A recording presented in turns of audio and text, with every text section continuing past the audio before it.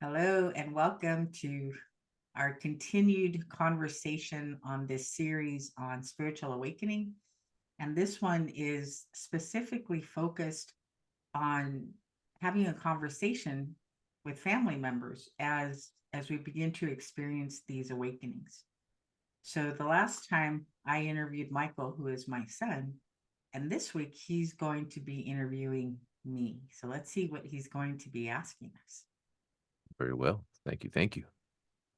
I think I'd like to get into maybe like your summation of a timeline of your catalysts. Like, what were some of the biggest catalysts for some of your awakenings from when you were a child all the way to now?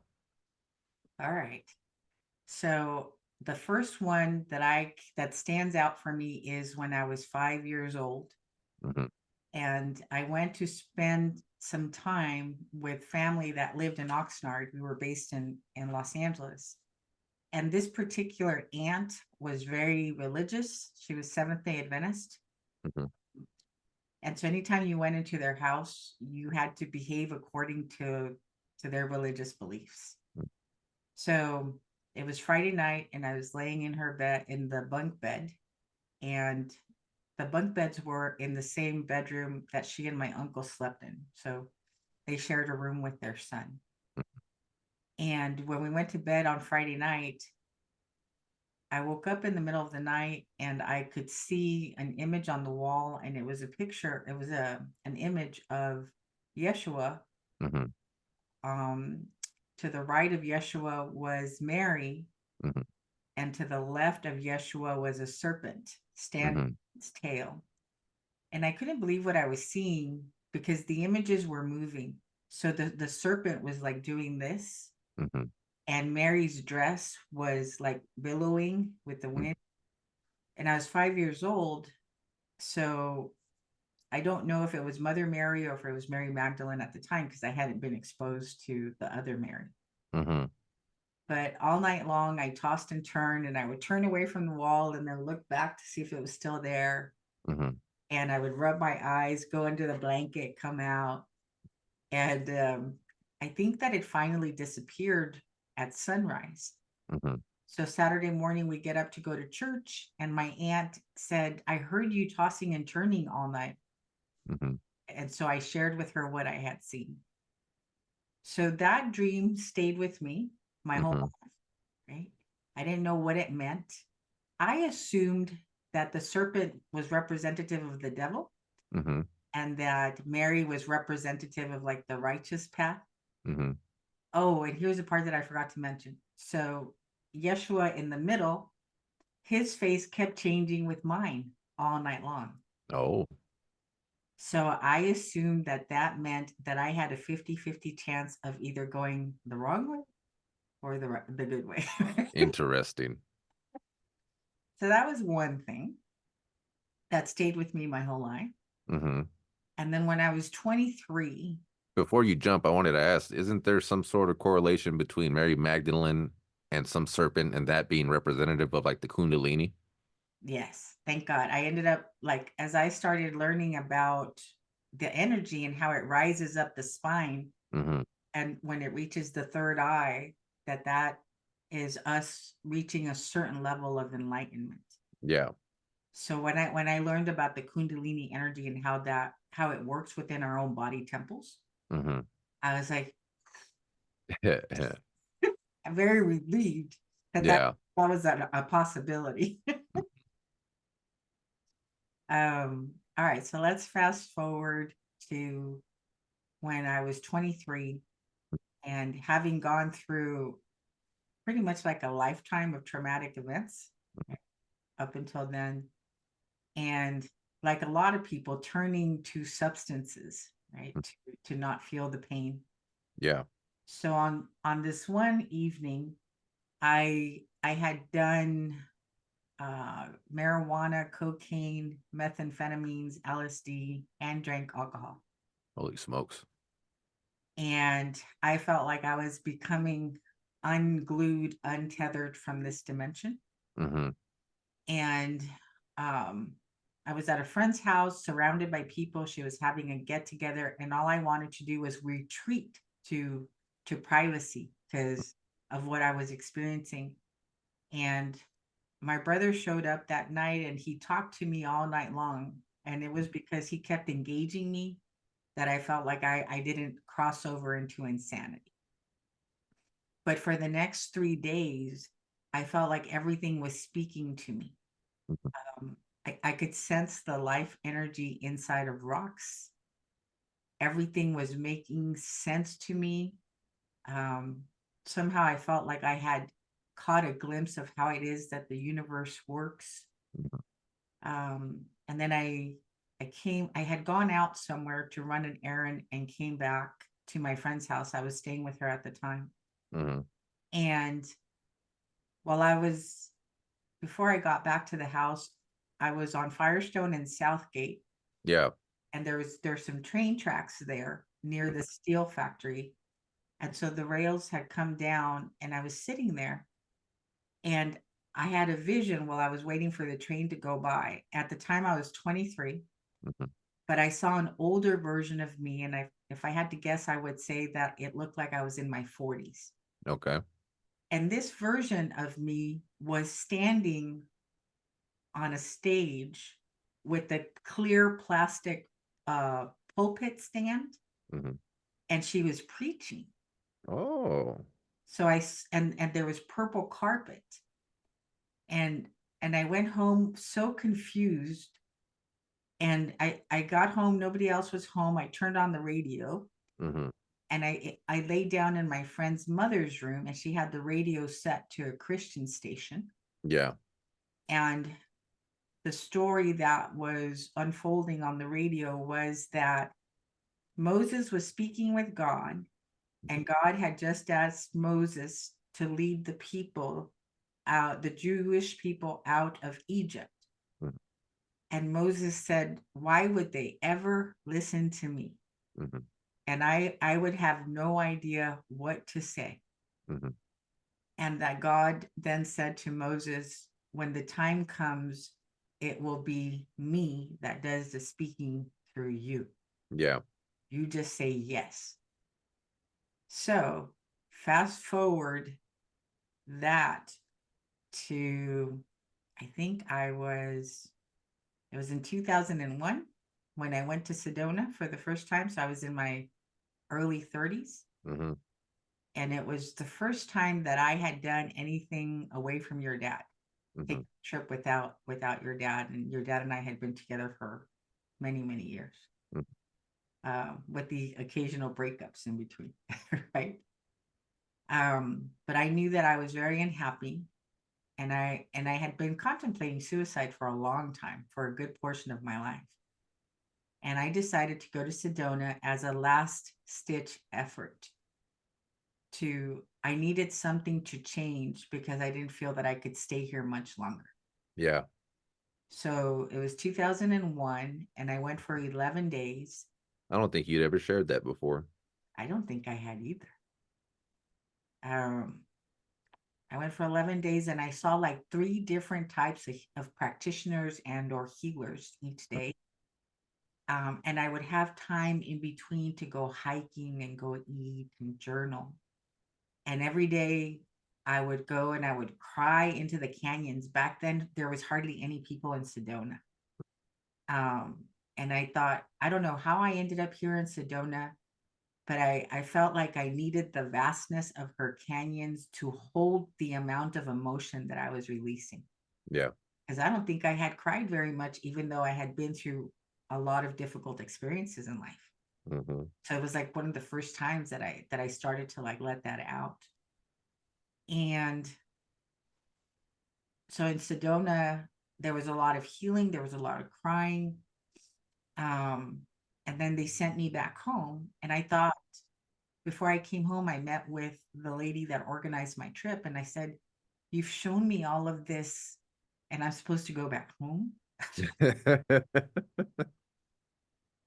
And she said, "Yes." She goes, "You need to grow where you're planted for now." She goes, "And when the time is right, you will know."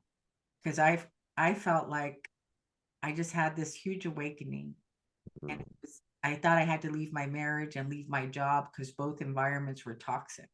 Yeah. But I didn't have the courage to do it at the time. Hmm. Um, so 2 years later, in 2004, uh, a condition, I got diagnosed with a condition, right?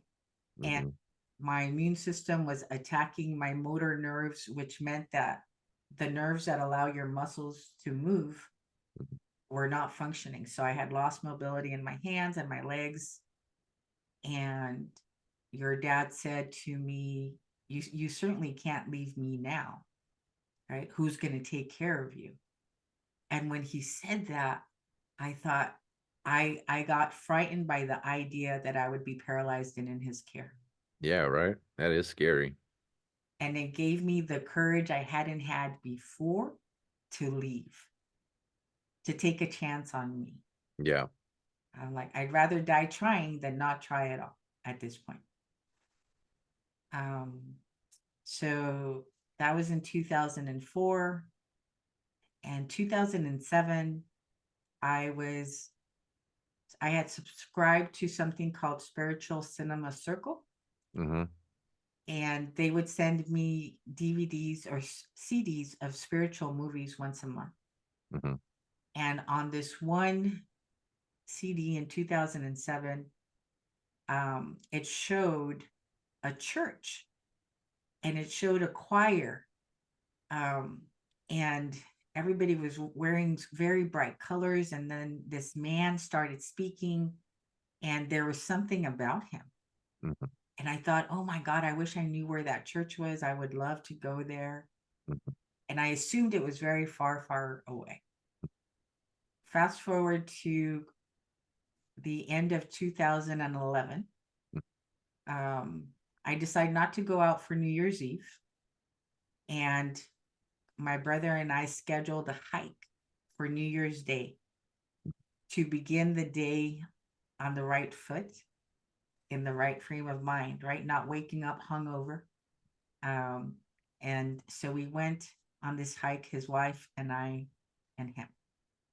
And as we were walking, my brother says, "You know, sister, I've been wanting to go to a church, but I don't feel drawn to the Catholic Church. I don't really feel drawn to the Christian church."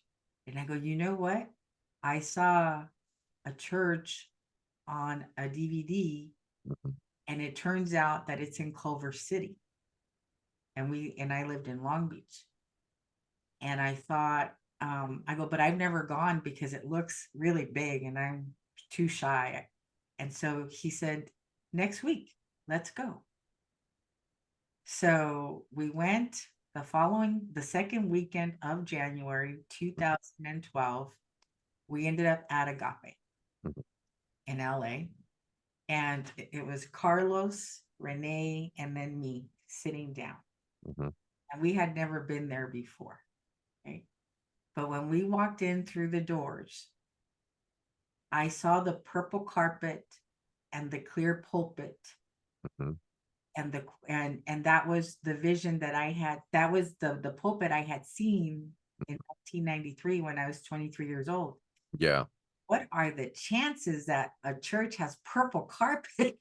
Yeah. So instantly I knew something was up, right? So follow Carlos and Renee, we go sit down, Hmm. and we thought this was spontaneous. We didn't know that they do this at every service.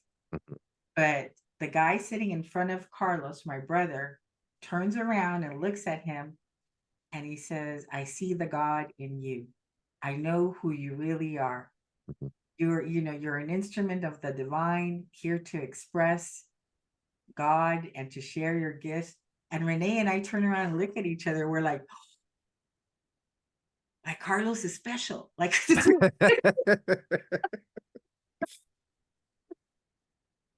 but this is something that they do there at every service, right? Yeah. I guess I just didn't hear Reverend Michael when he said, "Turn to your neighbor and repeat after me." Yeah. And so the three of us are kind of sitting back after that's over. And I just looked out of the side of my eye at Carlos and Renee, and all of us had tears like running down our cheeks. So Carlos and Renee then continued with their life. Hmm. You know, they went on their journey, but I feel that they went to drop me off at Agape, They sure did. because then I stayed there from 2012 Hmm. and kept going on Sundays to service. And then in March, or just before March, I heard Reverend Michael say from the pulpit, take a class, it'll change your life. And don't say I didn't warn you. And he also asked the question of, what do you want your health for anyway? And back then I used to go to work, come home, have dinner, go to sleep, you know, and I had never even thought about that question. What do Yeah. you want to get healthy for? Hmm. Right. So I signed up for a class. I think it began in March. And it took every ounce of strength and courage for me when I got out of work to get in my car and not go home, but go in the opposite direction and drive myself to Agape. Yeah. Right. And I would show up to class and I would stare at my feet the whole time. Hmm. And like on week 2 or week 3, there was a gentleman that would sit next to me.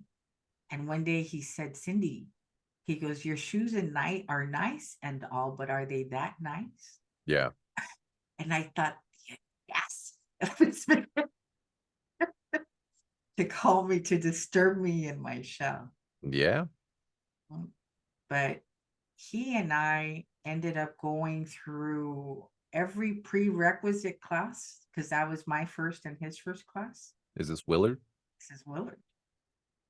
And so there's 2 years of prerequisite classes where you're discovering and healing a lot about yourself. And then we ended up in practitioner studies, and a practitioner is a spiritual therapist. And that was another 2 years.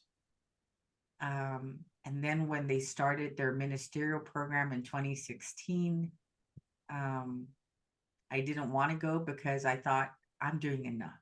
Enough is enough, God, Yeah. because I was still very shy. So it was November of 2016, I believe, or 2015, I think. Hmm. And Jesse and I had gone to Sedona to celebrate his birthday.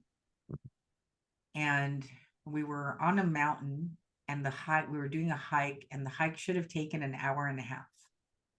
But I got us lost, and we ended up on the mountain for 6 hours. This is in Sedona? This is in Sedona. Ooh. And there was a thunderstorm that was brewing, and I was arguing with God the whole time. And I Hmm. was like, I'm not going to ministerial school. I don't care what you say. So for 6 hours, I was fighting with God in my head. Jesse had no idea. Hmm.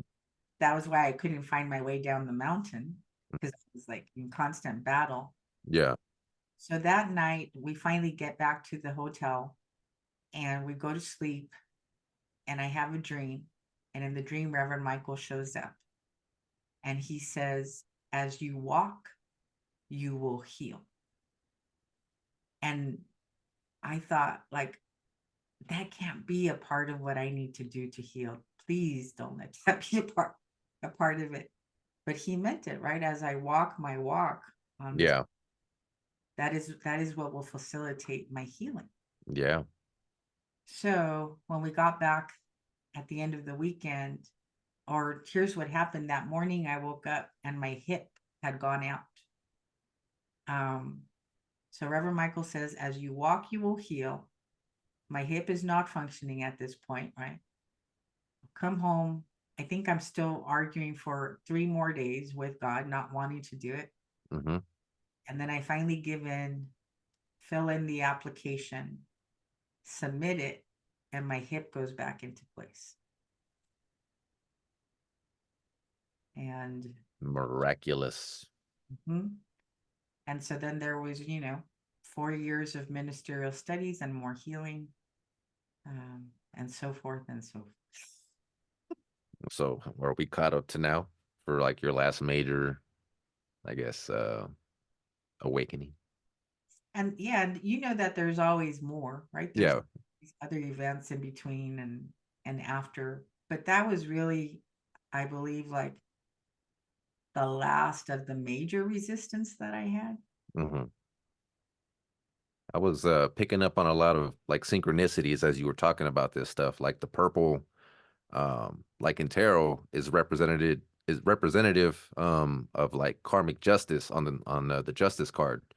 And so I'm like, this was like the universe making its way right, bringing you to where you were supposed to come. Like that purple curtain, it's also like the veil behind the high priestess.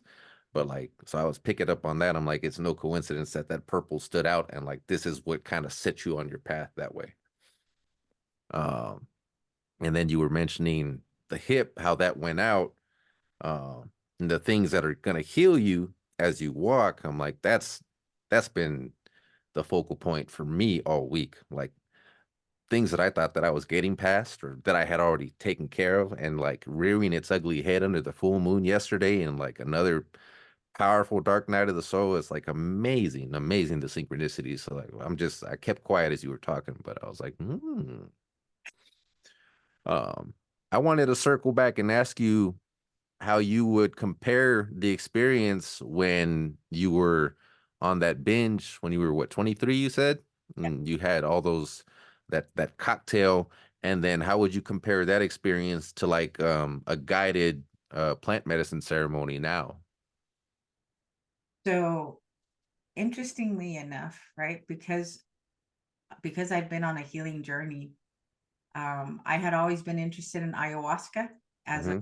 as when I started to explore the possibility of disease um, being addressed emotionally and spiritually, not just with medicines from Western medicine doctors, right?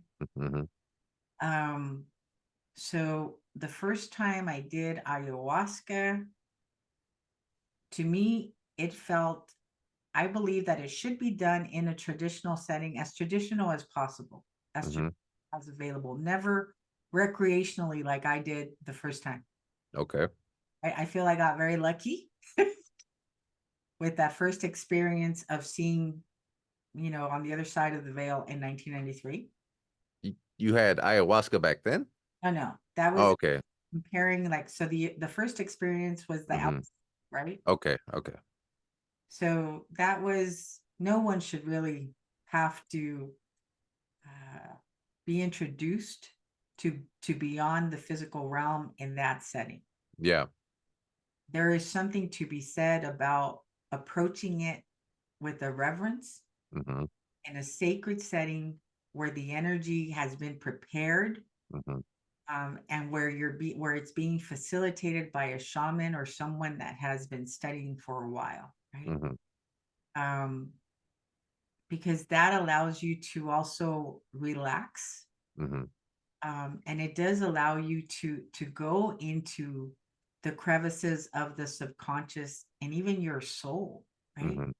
When you're being held in that space. So my first experience with ayahuasca was in 2018. Hmm. I had had an adverse reaction to the medication I had been on since 2004, Yeah. and I went cold turkey off of the medicine, and I lost mobility. I was practically paralyzed. Hmm. And I had told Jesse how I had wanted to try ayahuasca to see if it could help me. Hmm. And Jesse, being sober, I didn't think he was going to be supportive, but he was. And so he said, I found you a place that's in Guatemala so that you don't have to fly by yourself all the way to the Amazon. Hmm. And so I ended up doing an interview with the shaman via Zoom. Hmm. We went down my medical history, the medicines that I'm on. He was very thorough Hmm. to make sure that I was a good candidate for the plant medicine. Yeah. And I was a little disappointed because he was white, right? So Uh, but this man had left his corporate job mhm. and spent 5 years in the jungle with a shaman training, Yeah. right? So I felt good about going. Hmm. And so I ended up spending, I believe, a week at his retreat center in Guatemala, Mm. and I did 5 ceremonies over those 7 days. Yeah. And the first night she was very gentle with me. Hmm. I believe that the second ceremony, I felt like she pushed me through a spiritual washing machine. Yeah. That one was tougher. Um, the third ceremony, I remember seeing a King Kong in a cage, Uh-huh. and that the King Kong was representative of the darkness. And I assumed, because it was so big, Hmm. that it was representative of the darkness in our world. Hmm. And then, and so I climbed on top of the cage, and I'm looking at it and I'm going, I have to destroy you. Hmm. And then I hear Mother Ayahuasca say, that's not the darkness of the world, that's the darkness within you. And she goes, and you can't destroy it. You Hmm. have to transmute it through love. Yeah.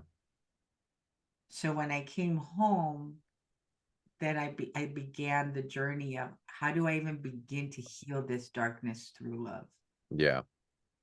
right? And that was 2018. So because of the sacredness, Hmm.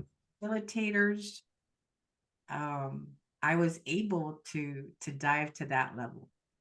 I was gonna ask you, I've heard that a lot of people that try the ayahuasca and haven't done a great deal of like the foundational work have those really like ego death experiences where it's very tough on them and it's just like traumatic. What would you say is like some of the work that you had already done leading up to it that you think Mother was so nice to you? Right. And I still found it challenging, but I can't imagine what it would have been like Hmm. had I not began the forgiveness process, Yeah. right? Of had I not began to explore what God really is, Hmm. had I not been hanging out in the realm of, can I allow myself to believe that I am one with the creator? Hmm. Because based on how I was brought up, I thought that everybody might be one with God except for me. So I said, and actually, just before I went to Guatemala, was it? No, a few months later, after I got back, I remember sitting on the couch immobile and saying to God, "You have my attention. What is it that you want me to know?" And I said to God, I go, if I get nothing else out of this experience, I would like to know my oneness with you. And So, and you made that connection. mhm. And eventually, like in sitting in meditation, Hmm. there was an experience that I had where I saw the flower of life coming, coming, coming, and then it placed itself over me, and my whole body started vibrating, and I heard, this is what we are. We are one. This is what we are. Yeah. So it's like, I guess, starting to clean house, right? Having done a lot of the beginning parts of the healing, Hmm. forgiving my parents, forgiving your dad, forgiving myself. Hmm. And there was still more to that, but that had to begin, and getting to know my oneness with God, and what God is, and it's love. Yeah. Very interesting. And with I'm not sure about ayahuasca. I know there's other plant medicines, and like the main thing is DMT, Mhm. and that's kind of what gives you that connection to that experience. And then I've been doing research of either people that are neurodivergent, like with either autism or ADHD, they produce a higher level of DMT, and that's kind of like the psychic abilities, and they're able to tap in. But also, when you fast, your body starts to produce higher levels of DMT. Um, and it's interesting because I haven't touched any plant medicine. I've microdosed with some shrooms here and there and had, sharpness and felt like I could almost see like the neuron connectivity, the way like the mycelium do underneath the ground where their roots go. But never experimented with that, and I experienced my ascension during that first 7-day fast. And Mhm, so it's very interesting what it would be like for you to have my experience and then for me to have your experience with that kind of connection. mhm. And I thought it was interesting because when Jesse was the one that found the location and the shaman for me to go to, right? Hmm. I thought, okay, that's interesting. Like this is happening very easily. Yeah. And when another during that time when I was experiencing the immobility that I was home. Oh, I guess we'll go back a little bit. Let me rewind. Okay. So in February, I believe, of 2018, I think it was 2018, Hmm. when I went off of the medicine and I was having a hard time walking, right?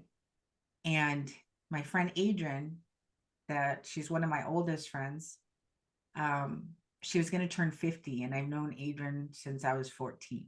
Hmm. And she was going to go to Paris. And so she asked me if I would go, if I wanted to go with her. Hmm. And I told her, I'm like, Adrian, I'm having a hard time walking, Hmm. but I decided to go with her on that trip. Yeah. And I was still working at the time. And um, when we went to Paris, but we also went to a sacred site called Fatima in Portugal. And when it was time to come home, I said to God, if you want me to go back to work, I am willing to do it. I said, but will you give me a body that I can do it in? Hmm. And I think I had been on disability already.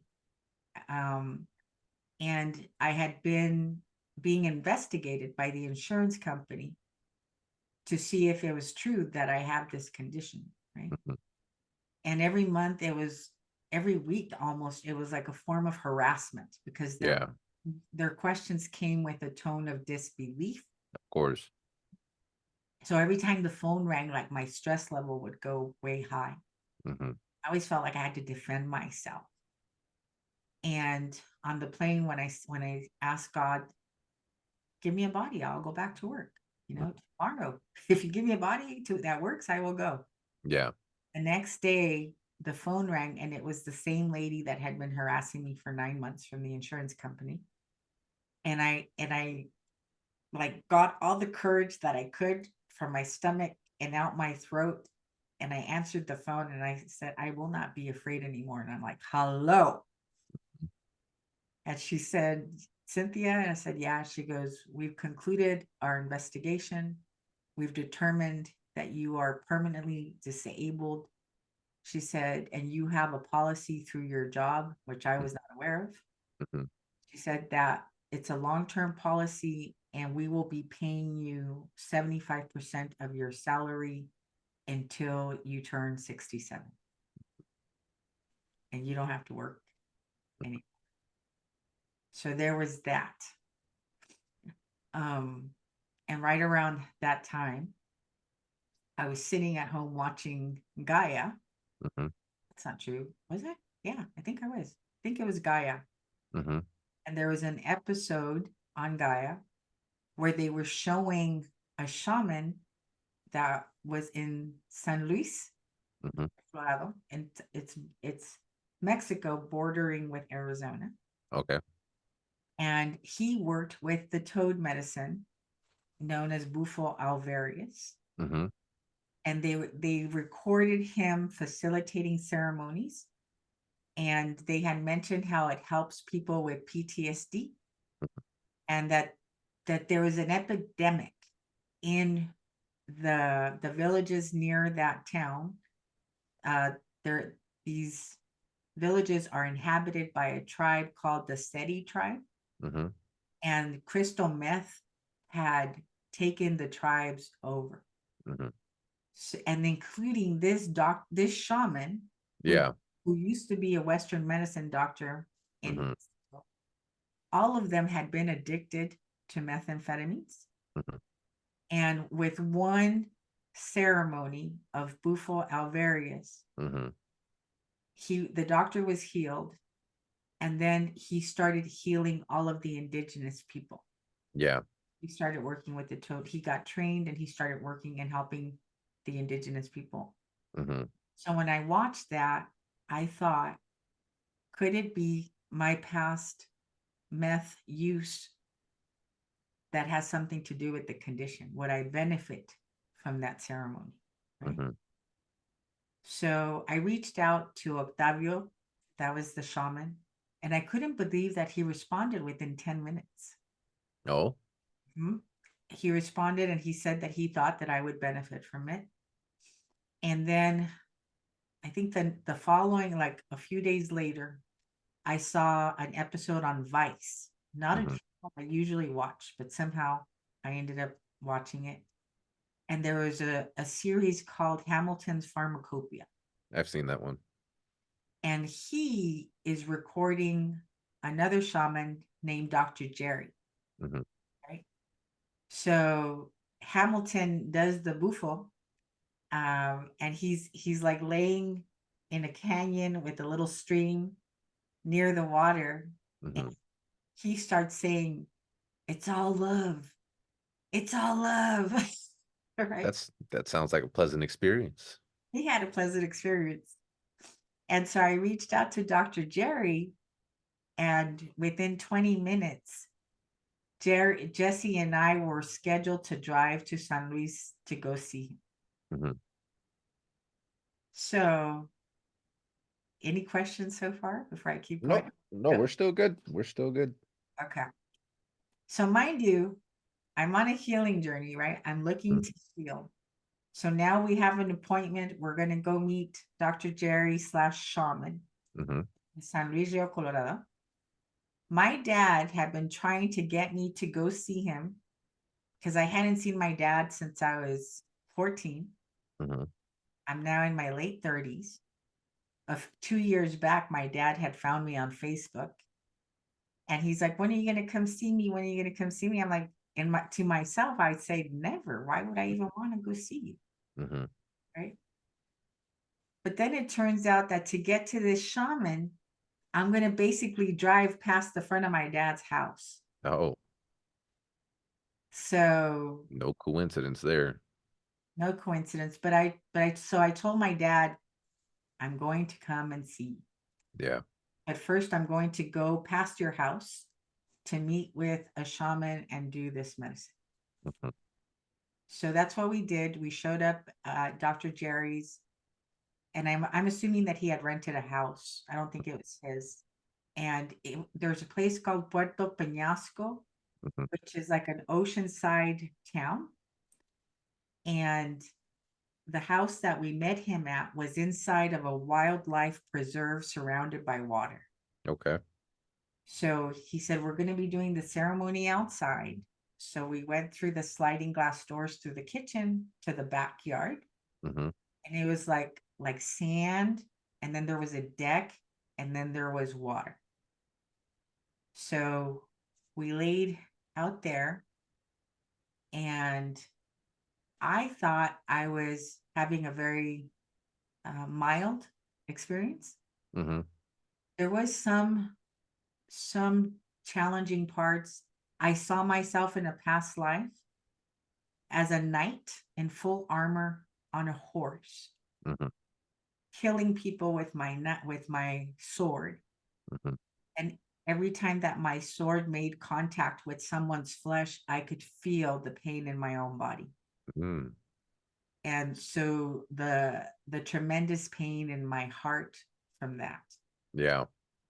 I think after that, I felt like I was hanging out in total bliss. The oneness that I had wanted to know, my oneness with God, Hmm. part of the experience. I couldn't tell where I began and where God. I was one energetically with God in this eternal ocean of love, and Hmm. there was no separation, no boundary even of my skin. Yeah. And so when I came to 20 minutes later, Hmm. I was smiling, my hair was a mess, there was sand in it. And I was looking at them and everybody looked like this. And I was like, what is wrong with all of you? Like, I Hmm. just came from God. Why are you all looking like that? Because while I was hanging out in God, my body Mhm. was rolling all over the floor. Jesse said that I was screaming like I was giving birth. Oh, wow. And I said, Dr. Jerry, can we do it again?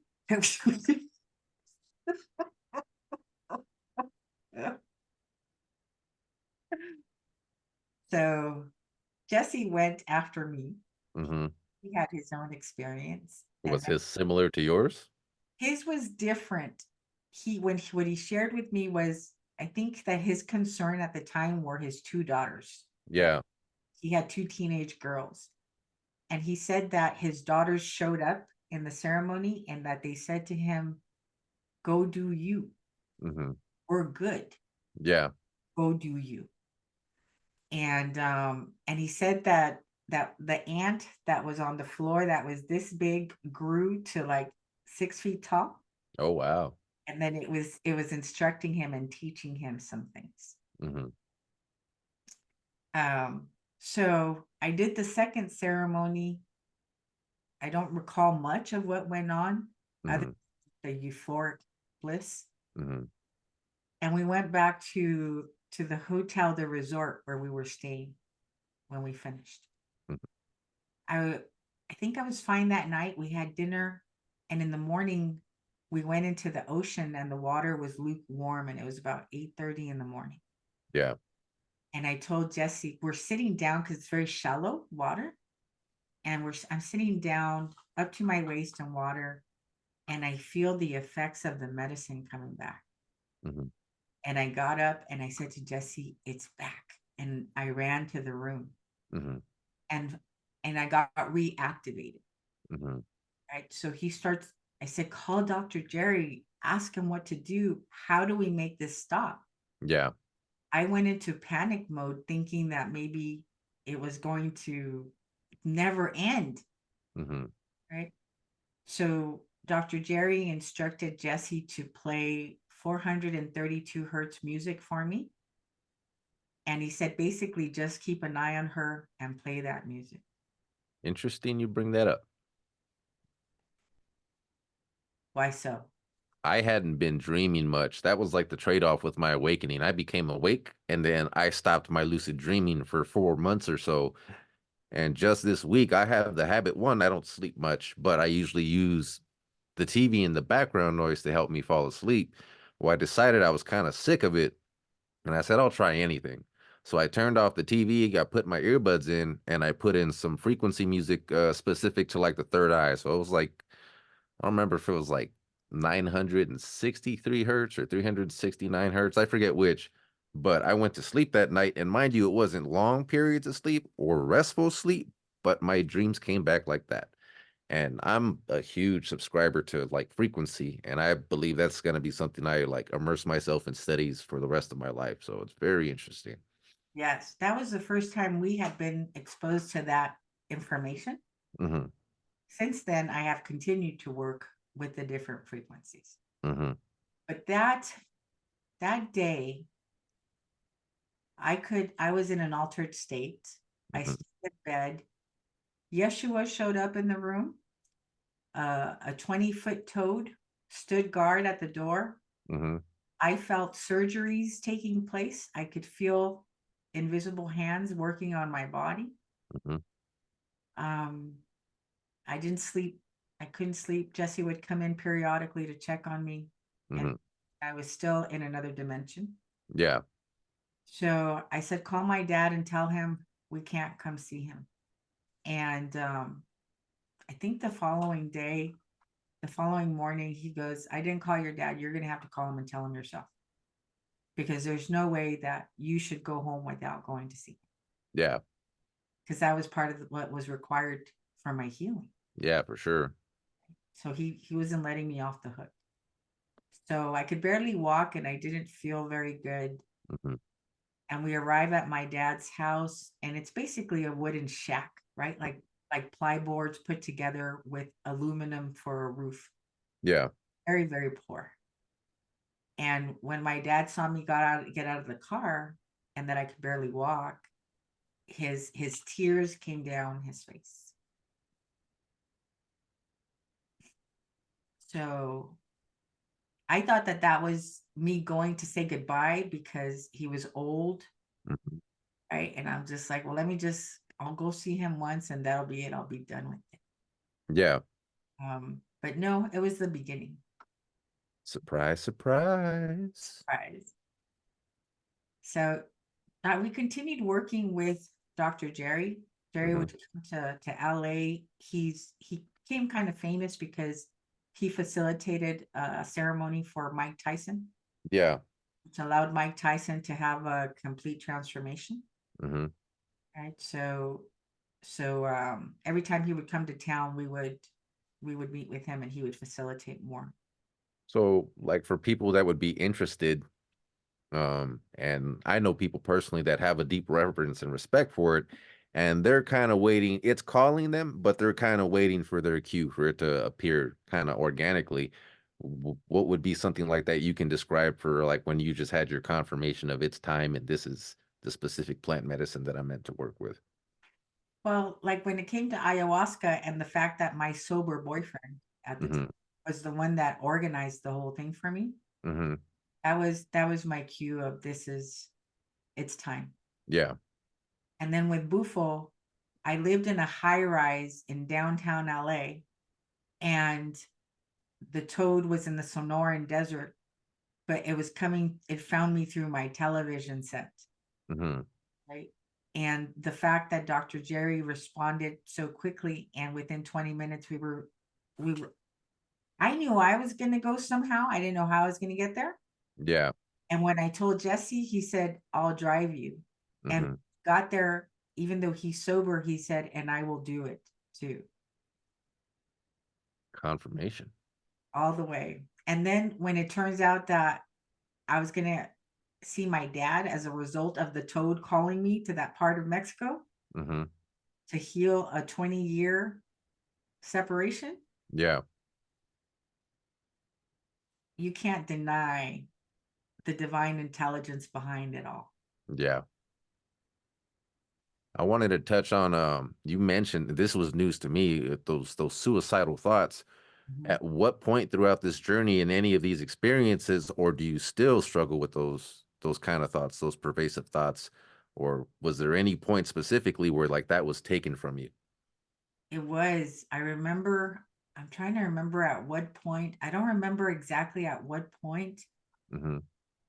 I realized that I had not had those thoughts and they were nowhere in here anymore. Hmm. That it had gone from be feeling challenging to be here Hmm.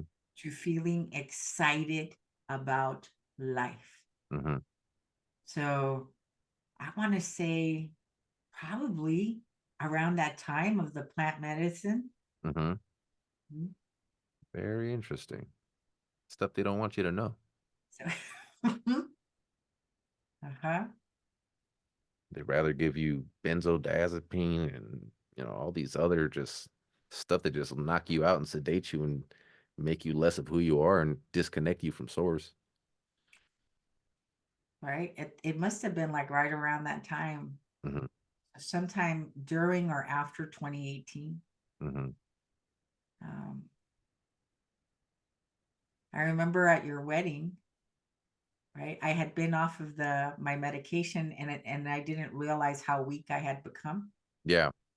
And when we went to the beach house and I just ran into the ocean because that's usually how I interact with the ocean, Hmm. not realizing that El Salvador's beaches, All rocks. all rocks and much more, the waves are much more powerful than we're used to. Hmm. So the fact that the waves were strong and there were rocks being thrown within the water and the strength, the lack of strength in my body. Hmm. I remember that I got pulled out very quickly by the Hmm. current and you were standing on the balcony, I think. Hmm. Yeah. Well, And they I called me to the balcony because I couldn't even. I saw it when you were already being helped up. I came a little late. okay. Hmm.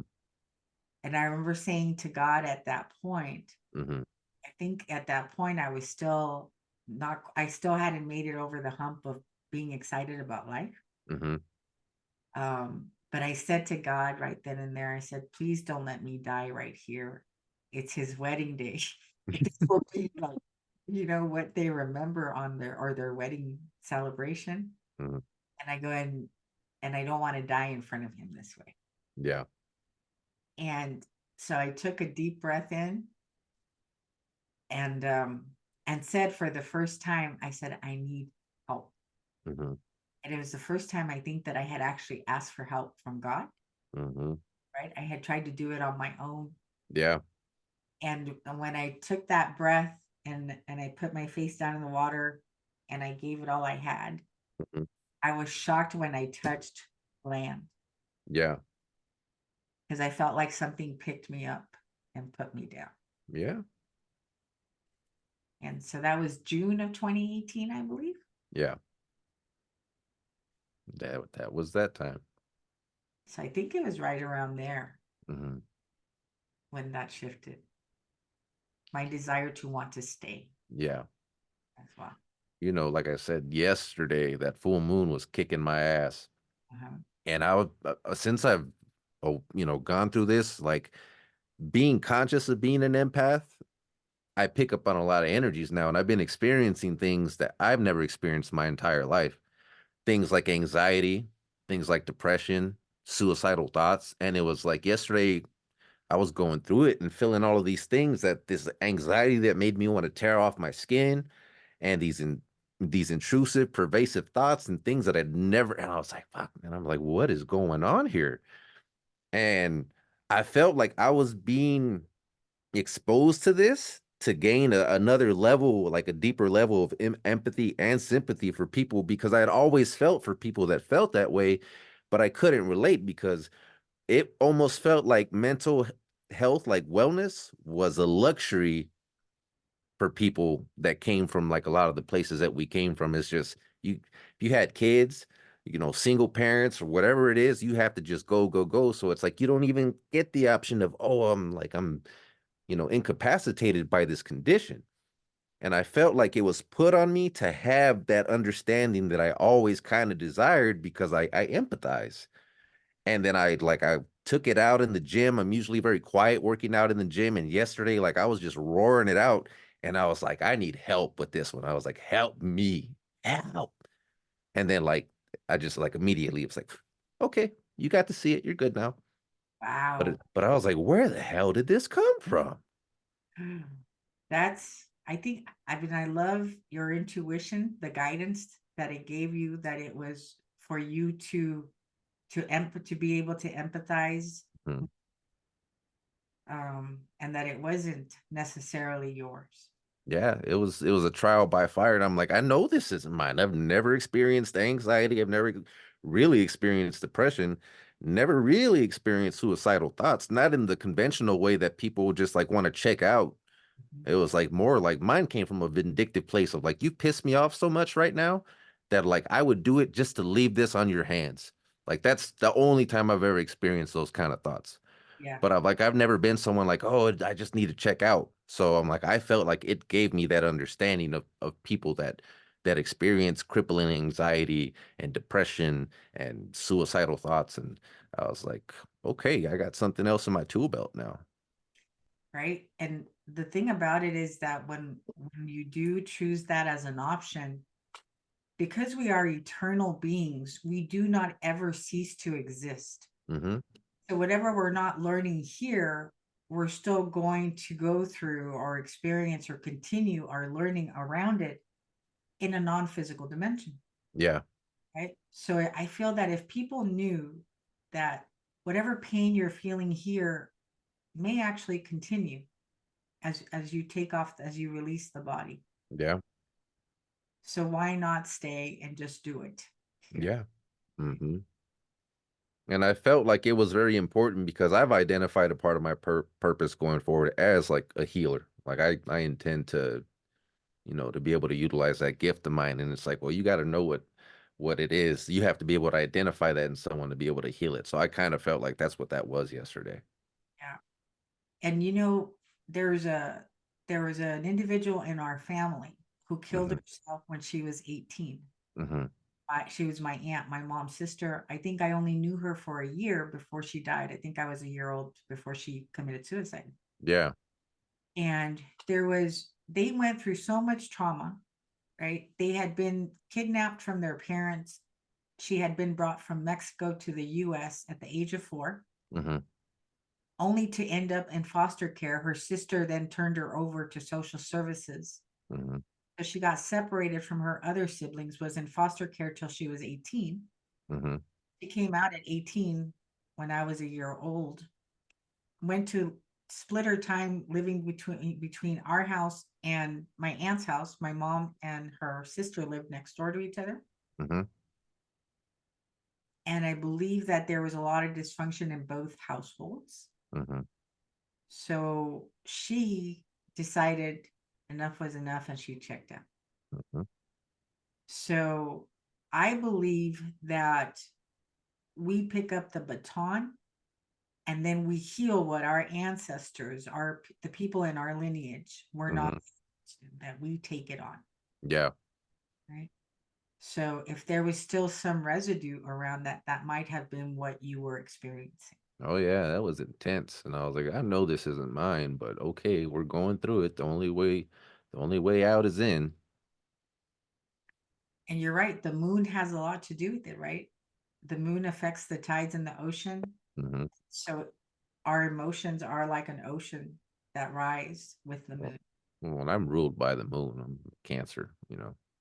That's true. So that those have been some of the highlights. Of course, there have been moments of grace Mm-hmm. all throughout every step of the way. Mm-hmm. Um, but it's not easy for us to end up here in the first place. Mm-hmm. What I've learned as of late is that you and I actually have to create a body for us to inhabit, to even be here. Mm-hmm. So when we're in the non-physical, we have to create our energy field. And then this energy field starts to create the chakras and the mental body and the energy body, and then ultimately creating a physical body. Mm-hmm. So that is how capable you and I are, and so is everybody else. Mm-hmm. And if you're capable of that, do you really think that you're not capable of transcending Yeah. the things that make you not want to be here? Yeah. You fall in love with the magic when you realize your own power, man. We're powerful beings, beyond your comprehension. Like you'll never understand how fully powerful you are, but if you get a taste of it, it's enough to stick around. It is. It is. I think that's a good point. We're running right up against an hour, Okay. and I think you covered a great deal. The only other thing I would have asked you about if you had some of the conventional ascension symptoms like me or anybody else, but other than that, I think you covered it pretty well. Here's some of the things that I experienced as of late. Mm-hmm. I could feel the hemispheres in my brain as they were melding into one. Mm-hmm. And this is on non-medicine, Mm-hmm. non-intuitive, right? Mm-hmm. For like a period of about a month in 2021, I'm like, why am I all of a sudden aware of the sensations in my brain? Mm-hmm. um, that was one of the things that stood out. The synchronicities, the numerology that has been present, the angel numbers, Yeah. all of that. And just paying attention, right? We really are guided every step of the way. Mm-hmm. A lot of the guidance comes from our own higher self. Mm-hmm. I believe some of the guidance is from God or the angelic realm or our ancestors on the other side. Mm-hmm. We're supported by a cosmic council. Mm-hmm. So pay attention to the signs, the people that come into your life, the books that fall off the shelf. Mm-hmm. Um, and just know that your success, your your destiny being fulfilled is guaranteed. Mm-hmm. So it doesn't have to be so serious, right? It's like might as well start to enjoy the journey. I think we'll lead into the next episode with that because that's been very prevalent in my thoughts recently too. Okay. So, thank you. All righty. Well, thank you. Right. Until next time, everyone.